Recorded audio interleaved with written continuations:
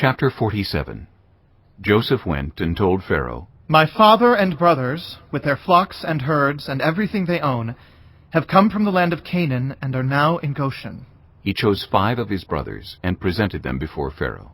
Pharaoh asked the brothers, "What is your occupation?" "Your servants are shepherds," they replied to Pharaoh. "just as our fathers were. They also said to him, We have come to live here for a while because the famine is severe in Canaan, and your servants' flocks have no pasture. So now, please let your servants settle in Goshen." Pharaoh said to Joseph, "Your father and your brothers have come to you, and the land of Egypt is before you. Settle your father and your brothers in the best part of the land. Let them live in Goshen, and if you know of any among them with special ability, put them in charge of my own livestock." Then Joseph brought his father Jacob in and presented him before Pharaoh. After Jacob blessed Pharaoh, Pharaoh asked him, "How old are you?" And Jacob said to Pharaoh, "The years of my pilgrimage are 130. My years have been few and difficult, and they do not equal the years of the pilgrimage of my fathers." Then Jacob blessed Pharaoh and went out from his presence.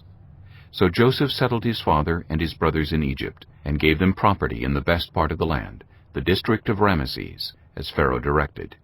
Joseph also provided his father and his brothers, and all his father's household with food, according to the number of their children. There was no food, however, in the whole region, because the famine was severe. Both Egypt and Canaan wasted away because of the famine. Joseph collected all the money that was to be found in Egypt and Canaan in payment for the grain they were buying, and he brought it to Pharaoh's palace. When the money of the people of Egypt and Canaan was gone, all Egypt came to Joseph and said, "Give us food. Why should we die before your eyes? Our money is all gone." "Then bring your livestock," said Joseph. "I will sell you food in exchange for your livestock, since your money is gone." So they brought their livestock to Joseph, and he gave them food in exchange for their horses, their sheep and goats, their cattle and donkeys. And he brought them through that year with food in exchange for all their livestock. When that year was over, they came to him the following year and said, "We cannot hide from our Lord the fact that since our money is gone and our livestock belongs to you, there is nothing left for our Lord except our bodies and our land. Why should we perish before your eyes, we and our land as well? Buy us and our land in exchange for food, and we with our land will be in bondage to Pharaoh. Give us seed so that we may live and not die, and that the land may not become desolate." So Joseph bought all the land in Egypt for Pharaoh. The Egyptians, one and all, sold their fields, because the famine was too severe for them.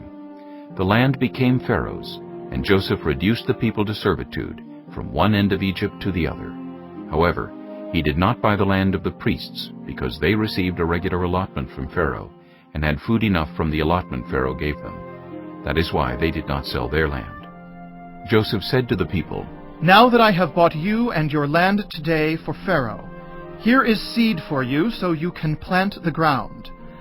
But when the crop comes in, give 1/5 of it to Pharaoh. The other 4/5 you may keep as seed for the fields and as food for yourselves and your households and your children."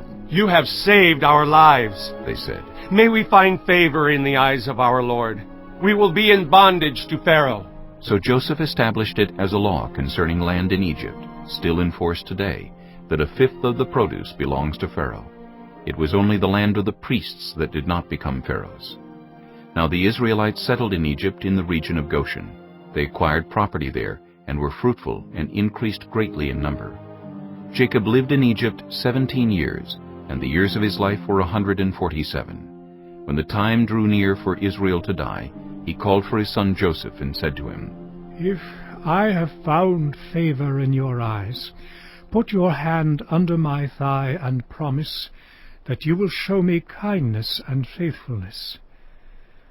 Do not bury me in Egypt, but when I rest with my fathers, carry me out of Egypt and bury me where they are buried."